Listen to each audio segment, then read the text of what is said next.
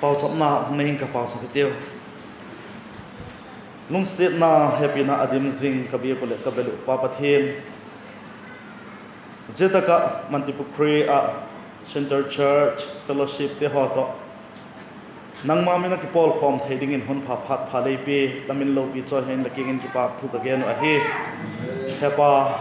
nang ma choi na la te ka sa kho mu ka ngai thaw tu hin nang ma thu thing tho sim thading le gen ding in ki sing saw keima gen tu le ngai thatu ding te ho zo selung thim ngai to na nang man thu na yin lang keima gen tu in thu tak zeta ka la ko chop te hon a het dingo poimo la sak te ho bep cha keima mang cha nang man hong gen dokin lang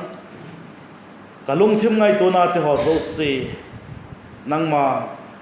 ze ko chum te het dinga poimo la sak te ho gen do theina dingin ei mat chak pe kin lang chule ngai khado kana chu te ho zo si le ka poimo da no ki bang lo ma le kamimal malo ka poimo dan dung zui che do la thua nang man e holim pi dingin la holim pi na ang don kin ba ko a he ka chumo la pha la king ki pak thu gen komin so cheng chu do yin kalal pa doi tak mai je so min la king in ka hung don a he amen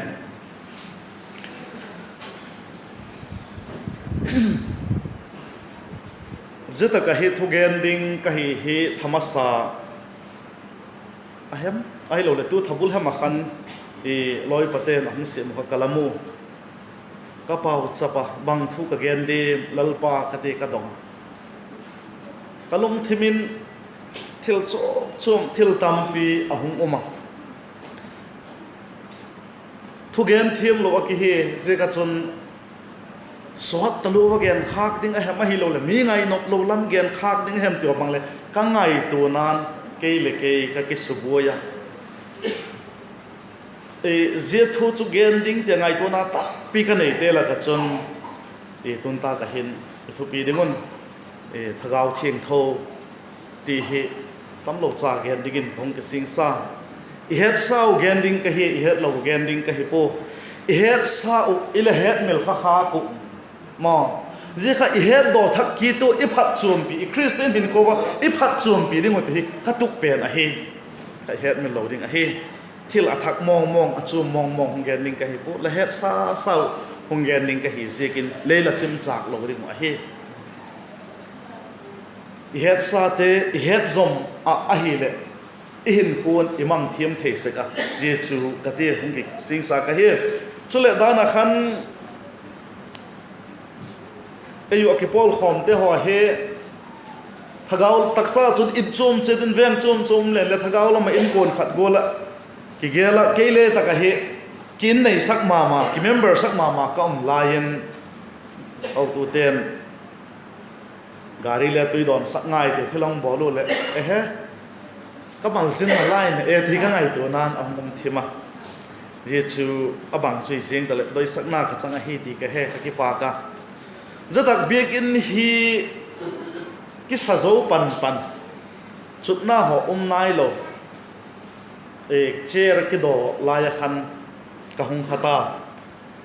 e hele amil na tu ne hello le amil na tu pastor panch he chin singin tin ken le pastor phachu phatakin je laya khar la ki thu kha ka ta ka hi se kun ka he chin singa adang te oi chu nau pang cha kai na chu kalung thim hat po mi le ka tep te thei po thil le ka tep te thei po ye ka chun ka het lo tam ki lo mo e pastor pa to ki thu in ta hen program kamangu chule a khu le ke he poi ama hin thing tang lam ho in le ei puya pathian thu gen in le kala ki zio zika chon e kaki in nei sak tak lu ta ka thu gen te ho le e be sun thu gen na hong ding in amo gen e again han e lei ti lo na dingo kaki in kai in tek dan kong gen la ma sa da hi ma chule e lam hi ka vak et le ho do te kamu sau sawa te la ka chon ka panek le kamu zeta ka hung lai chun aman ei puya ahung ngai ji ka khote keng la gen lo phapu na tin a khalamun ei potova a khun ei nga ei no se ve la le hung laki talo a khote chu thu ka gen pi ko ti chun ei mi dang bol poi ka ti na hi ka gen lok na hi ma zilve la hi chu mal zin lo tak thai ti ka ki gen lok na khong gen na hi ye ka chun ka thogen te ho hi i hem ti talu tak sadol ale ni gen talu le sak ha ko le het thim na mo ka pa gen ma sak hi Bible chang rombung git na chang ko ke patin som le khat ting hung siming ka rom bung git na chang ko ke pat a som le khat ting ape ka chun pek zat ni le som thum le khat na noi kha hi i Bible thako hin rom bung git chang ko ke pata som le khat ting i Bible thako pek zat ni le som thum le khat na noi a hi rom bung git chang ko ke patin som le khat hung siming ka nang howan taksa lahita pu in thagawa lahi zo taw hi zizek chun nangma ba chun pathian thagaw chu acheng hi kon le Krista thagaw anei lo chun amami ahi poi Krista chu nangma ba chun taksa chu gi lo zekin alathita ma le digna zekin thagawin lahung hing ki taw he himale mithila ka ki pat Jesu kai thau ki pa thagaw chu nangma ba le mithila ka ki pat Jesu kai thau ki pa chun nangma ba thagawa chun latak saw thi thei chu punin sakit ina John le khatot pakhat na bungli chang khat na le hung siming ka John le khatot pakhat na bungli chang khat na ape ka chun pek zathum le som nga le thum na noi a hi pek zathum som nga le thum na noya John le khatot pakhat na bungli chang khat na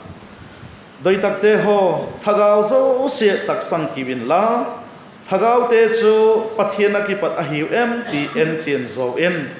khowela hin zol nei lem tak apot dok tangalon i Bible chang sim thang na te chu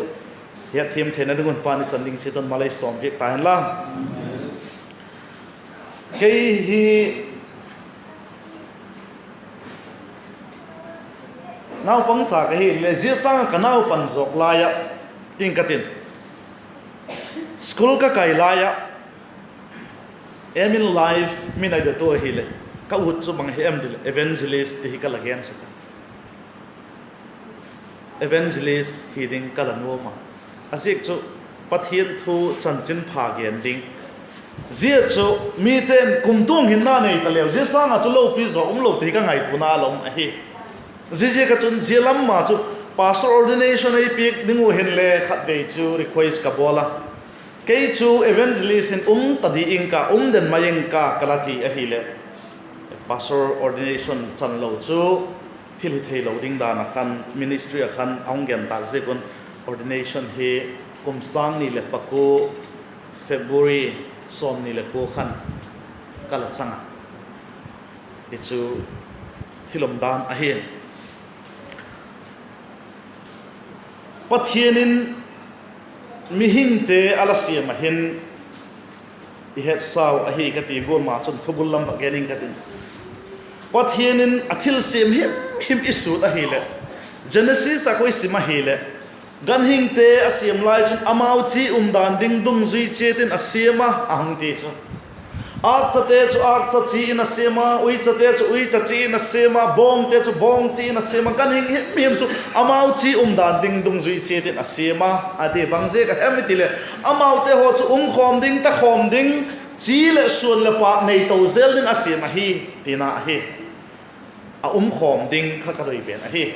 zegola chun mihim ahung sem ta mihim chu bangbolin asemem iti le ama mel pun ahung ti chu pathianin mihing ama mel pu asem chu bangje ka hi em iti hi le ama ta khom ding ama ta cheng khom ding ei doi a hi ti na a hi je ka chun ama lim le mel pu nei sema hi te email kilat dan hi lovin ama gola kumtung hinna ne hin ei la sema kumtung hinna iti takle pieng thak te kumtung hinna ne he po pieng thak lo te le kumtung hinna ne zo mei ni la chun anaya sai ti den ding a heu ti na he kumtung hinna pieng thak cha ten van khopia dana setrin again gola khan van khopi tun tal ki pol khom ki ding de heu ti kha again ngak la ma jing ka sa he zia chu ahin la sam number pangana changli khui sima hile pathian chu git lo na nei te to khom thei lo a hi ke ton thei lo ding a hiu ati ze ka chon pathian thumat lo na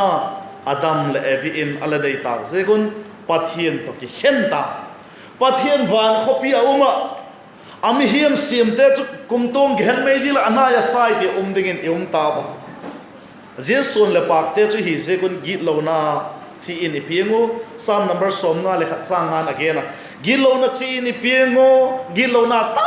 ta mai ibolo git lo man thina a hi ze kini thiwa pathian to ki hen ding anai asai gen mei dil athing te hi lion pathian in ei happy a achapa changkhat nei sun ehung pe achapa changkhat nei sun ilal pau jesu christa zala chun igit lo na te ho zo se ei ngai dam pe ka isai bung som nga le thum chang ko phui sima hi le ilengun belam golin wang mang ta wa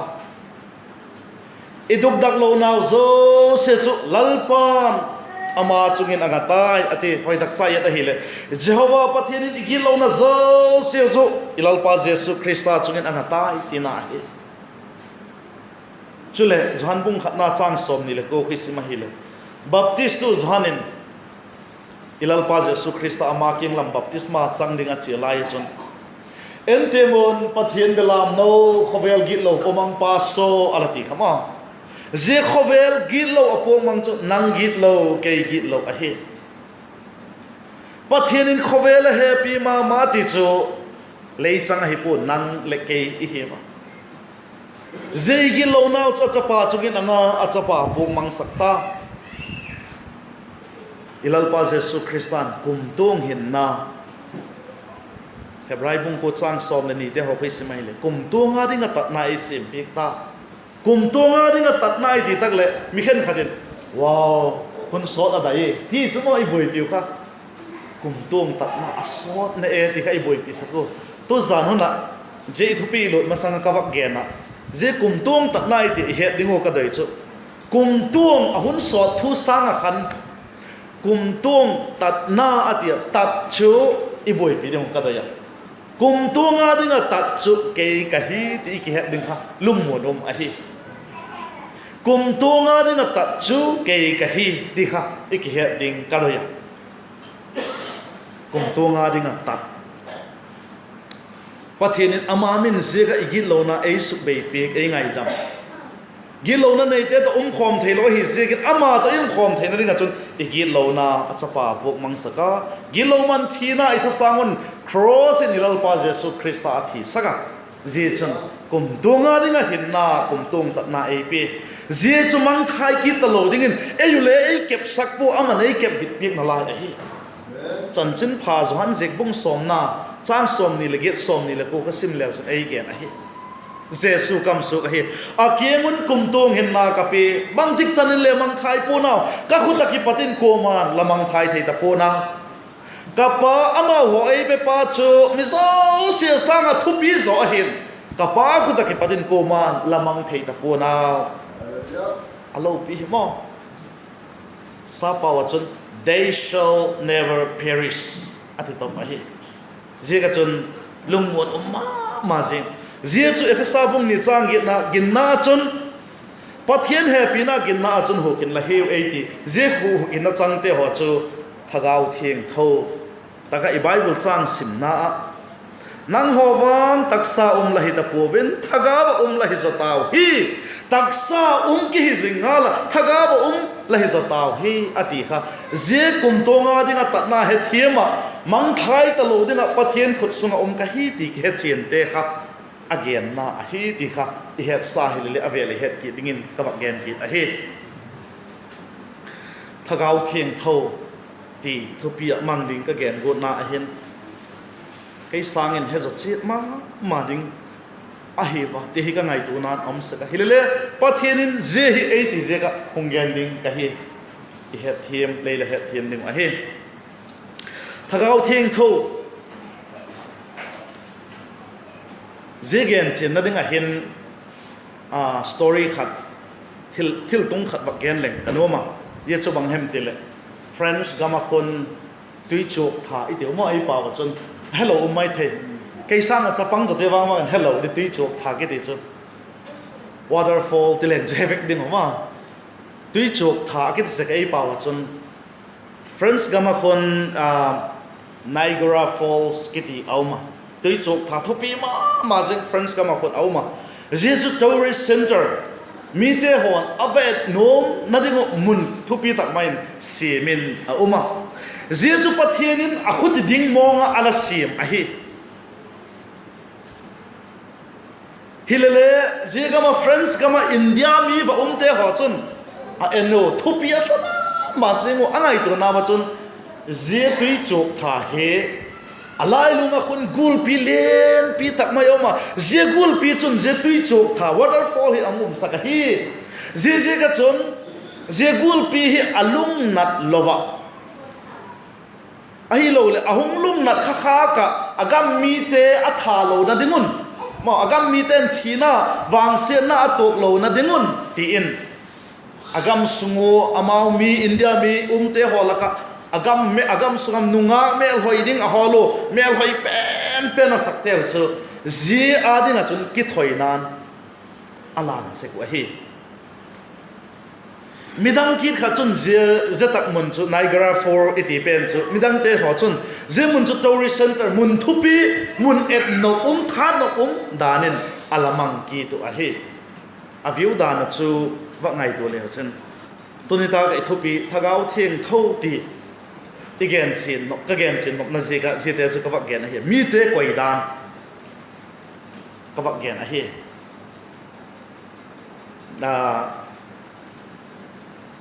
tulai igam Christian din mon he kawak ena ei chu I khadiem khepo ei le hi khak le ingai to ding ka doi sekin igam Christian din mon kawak ena nau pang chai leng le kala ha ba ka igam Christian din mon he ba gen ti le neu cha cha ka gen thi ding a hi sekin ka mu dan ba gen ding ka hi thagau thieng tho ikoi dan he ka ngai to se ka hi le je Niagara Falls it igen chu to ikoi dan akibat na ting dingin hile kilomin kamu kalung thim anop ngai lo a hi hen khatte ho chun thagau thieng tho ki ti chu ngai sang ma se a hi na tak chu hello hilele ngai sang ma se French gama India mi umte ha bola chuma ngai sang ma jing kum si na mi pakata ke thoi jo je no ai chu India mi te ho chu jigol de chu thagau thing thok ki ti chu ngai sang ma se bang bola na se ti le ngai tu dok zo dik lo he dik lo bang le ki the a hi lo le khen khat te a ding a chun je Niagara Falls au namun chu nom sama mazing et nom sama mazing mun nom ma mazing a gel te gul de chun thagau theng tho chu mok lok jing lom ma mazing ngai ma mazing boy ma mazing hilele bangola hungkipan bangola itchan bangola amanna se hem tile ngai to diek lo doi lop a lop tho mai le ki nalai abang khen khat te ho get chun la mi khen khat te ho get chun la thagau thing tho ki ti chu vak tu khak jiang the ai lo le vak mo the ai lo le ei vak pui lum le jiang the dinga gel le mi be lo a hi igama hin tuni iwak ngai tu khom dingo ka doi ma jing chu thagau thing tho chu bang a hi am iti a hi le Bible in again pika rombung som le ngana lam kha sim leo chin chang som le kona lam ho khan le ala gen thagau thing tho chu pathian thagau a hi ala ti chat ai chu rombung som le ngana lam ho kha iwak sim a hi le Bible in again chin pika tui sim nau khan le again chin thoba rombung som le ngana chang som le kona chun pathian thagau thili theina le thilmak te le tep te na lo pi tak te chu mangin Jerusalem ki patin irilakam a thumve irilakam le atum ve la chun Krista chanchin pha chu ka gen suak tai pathian thagau thili theina ati kha thagau thing tho again na ahi chule is kai sim now henle again pie ka I chang te lo rombung ke na chang ko na khan again pie ka nang ma wa chun pathian thagau chu a cheng he ati kha thagau thing tho again na ahi thagau thing tho chu pathian thagau ahi tilen le ai thaya ahi lo le tu sim na ma chun again chin thagau thing tho chu Krista thagau ahi dan again pi ahi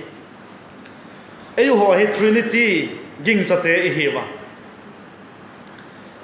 Trinity ging chate hi sing la ya le I het khil ma jeng thagau thieng thau ki ti I het khil ma jeng nau pakhat chu ma hi de mi ti le amin hi ahi ma amin hi amin se ka hin ila he khil se wa hi thagau thieng thau I ti tak le a hat thil hi thei chang le thi tha gol ma ti chu a ding dan ka gen na he ana sep lam hi lo ma ama I gel dan kha a chang le phantom gol ma bang hem golin I gel saka hui gol velding bang le gel ki be lo a hi ama thagau thieng tho chu je gol chu hi zen sam lo a hi so bi de ha ama chu je gol chu hi zen sam lo a hi dan khan ka gen ta Trinity ging chate I hi ma pa pathian cha pa pathian thagau thieng tho pathian I hung ti ta ko le mi tam zak te ngai to na a chu pa pathian ka sang pen thopi pen cha pa pathian a zo le thagau thieng tho pathian chu hung neo deu ma và coi niệm đều go la kilang le mi bei hiek lo hi gam Christian hi en leo chen je go chu hi lo ding a hi ama kha neo zo chum hiek lo hi certain inferiority ativa neo zo na niệm zo na ka man nei diek lo a hi ti kha I het min lo ding a hi chu le het thi mak sama ma I sak nau khat kin hong gen na lai leng pa pathian I ti tak le alima mel ding ium sak theo a structure ding khayum sak theo chapa pathian iti tak le alim ding a structure ding khayum sak theo thagau thieng tho pathian iti tak le ki boi ta se ka chu alim amel ding kium sak thei ngai dek lo chu ma hui a hi lo le bang ham force ding dan bagin igel se ze hi ila het hier igam Christian in al het hiel tin kamu khok ka sama ma hi thagau thieng tho chu I koi dan kha ala neu deu a hi lo la koi niam ti len chu nuam poi te no hi le ingai to na kha to chu koi niam kha deu sek ibang igam Christian din mon ket le ye chu adik poi a pha poi ti ka bak gen no a hi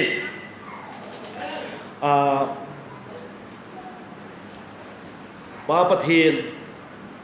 chapa pathian thagau thieng tho pathian akiba a hi ti kha apom te I hiu a hi thagau thieng tho I ti tak le sa pa wa chun Holy Spirit akite holy sa pa wa chun holiness is one of the character of God and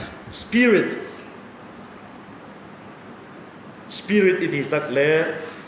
spirit is the nature of God hi chi ei pa wa chun bang tin gen le at ching dem ke poi zik ka bak gen a hi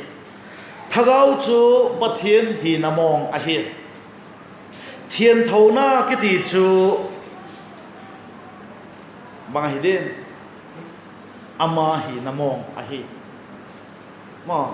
thieng tho pathian a hi John bung so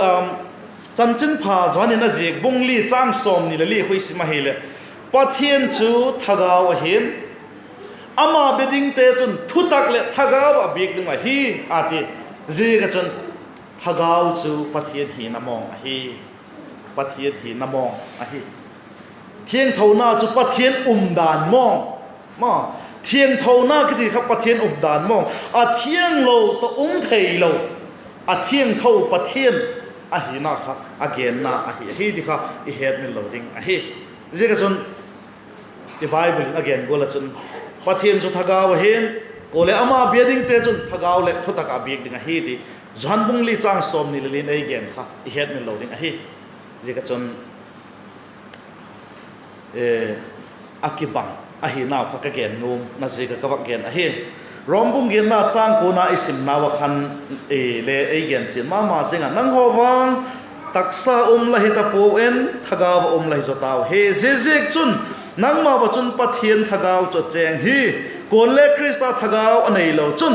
ama mi a hi poi ati khan pathian thagaw cho cheng hi kon le krista thagaw nei lo chun ama a hi poi ati kha thagaw thieng tho nei lo te chu pieng thak lo a hi ati na hi mai a hi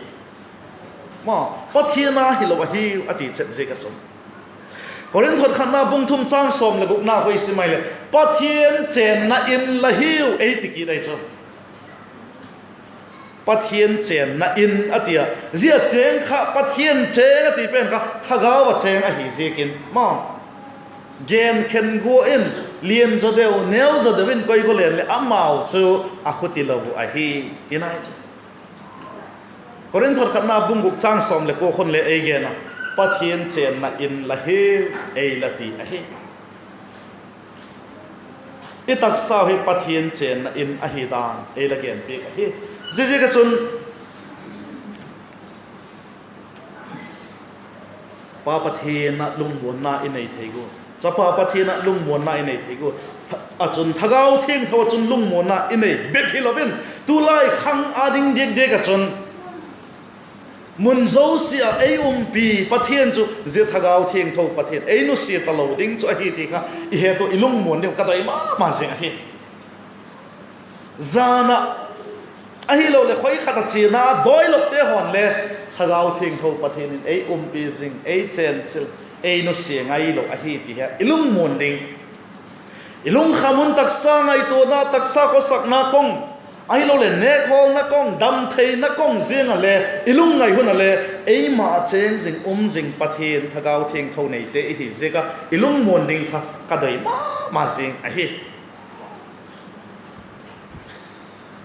sule thagaw thing tho ti thupia mang hi zigin bak gen ben alai leng thagaw thing tho ki ti chu hui gol mai a hi po a hi lo le mang hem khat force hung ti ho mai a hi po hi na mi mal hi na nei a hi ti I het sau le bak gen ben alai ka tin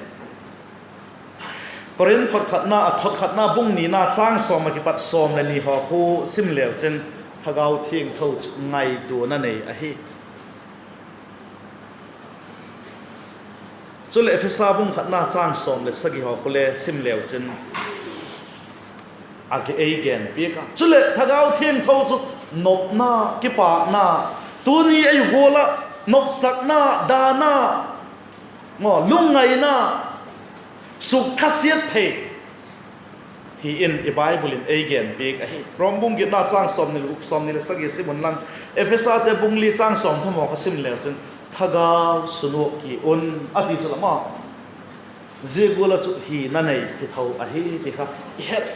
sa wele I het min lo ding a hi je ka chun tu zanu thagaw thieng tho ti ka hong gen nop na ka gen nom point khat na hong gen leng je thagaw thieng tho chun nang ma a chun tu anei a hi ti kha I het min lo ding a hi thagaw cheng ta thagaw hing ta te hi je ko chun ama chun nang ma le ke ma hin tu anei a hi je thagaw thieng tho nei te chun gil lo te ho azo to the da nu ta kain e Bible in chang som to som le khadin ei gen ta wa krista thagaw chu nang ma ba om chun taksa chu gil lo zekin ala thitama le dikna zigin thagawin lahong hing ki taw he himal mithila ka ki pat jesu kai tho kit pa thagaw chu nangma wa le mithila ka ki pat jesu tho kit pa chun nangma wa thagaw chun la tak saw thi thei chu konin sakki dina lungmu na dan jigol to bang thil hi thei thagaw chun nangma tu anei a hi keima tu anei a hi zia atup te ho chu gen pung ka tin hilele Yesu ko ka gen nop lam kai chu zia tup te ho cho sep do thei na dinga adal tu ala sek a hi ti chu ka gen nom zo hi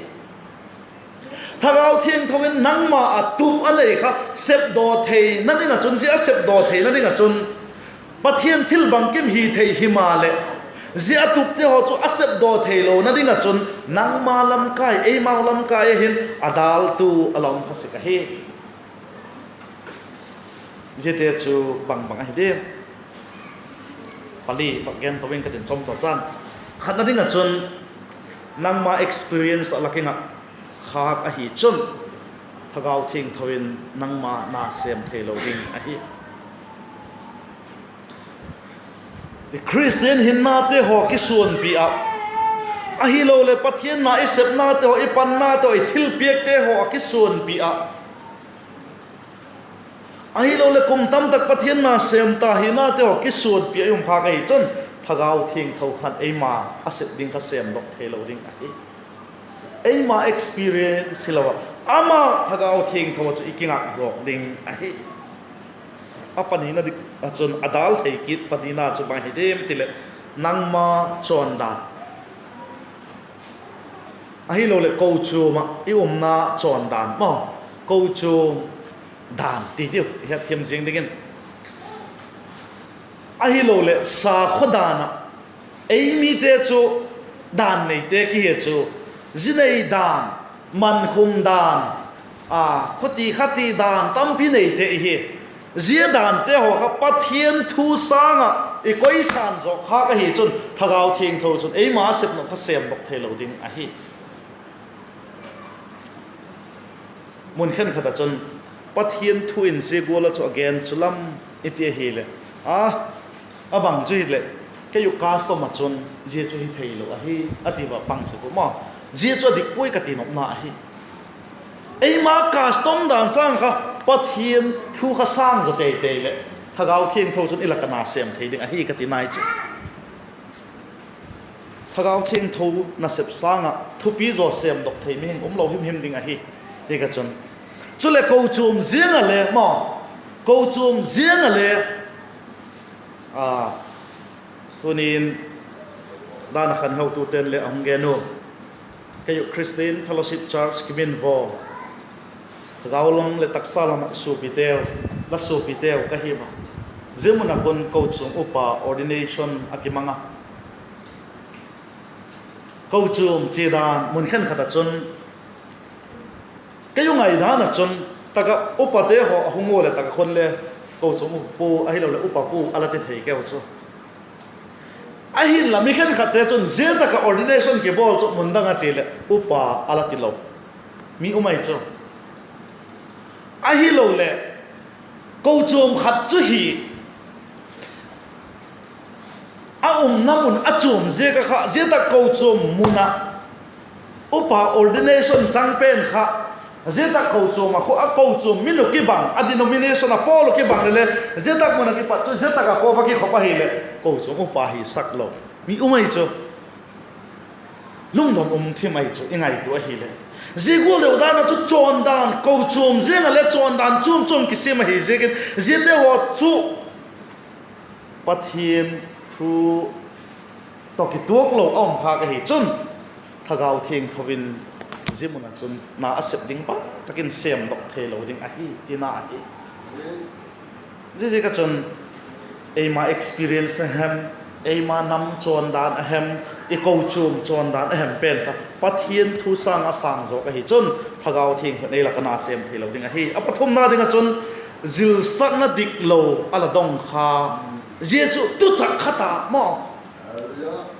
zil sak na dik deu lo hilele tu chak khata mi tam a hi ikama hin po tam deu ding a hi nana isim naw zon le khat na bung li chang khat na khan again bang ei ti gen pi kem iti hi le so pi te ei ti hi le chuma doi tak te ho ei ti hi le doi tak te ho thagau so se tak sam ki bin la thagau te chu pathiana ki pat a hi em ti en chin zo en khowela hin zol nei le tak a po dok tangalun zol nei lem tam tha hi ei gamin le tam gam dagin le tam asom asim aza asim nei bang le mi ahi eka chon tulai hununung ahi tak zekin shetan hin hun so nei talo hi ti het ahi zekin azol nei ding chung sol tam deu ding ahi ti kha i he to ei malam kha pathian thu to ke to ahi da em ti kha study is nei sing ahi chon thagawin na semin tin ei ven bit ding ahi a chu ti lo ahi chun thagawin asep ding pa tak sem thelo kharing ahi ti kha la mama hi chule a to na ding ka ba gen nom chu ei dal thei te la ka to na chu he chen lo zega doi tak tak thelo mi khan khat te ho chun he thiam hak sa talu a doi ding bak tak doi thelo angai ding bang tak ngai thelo bang le mi ki om thei chu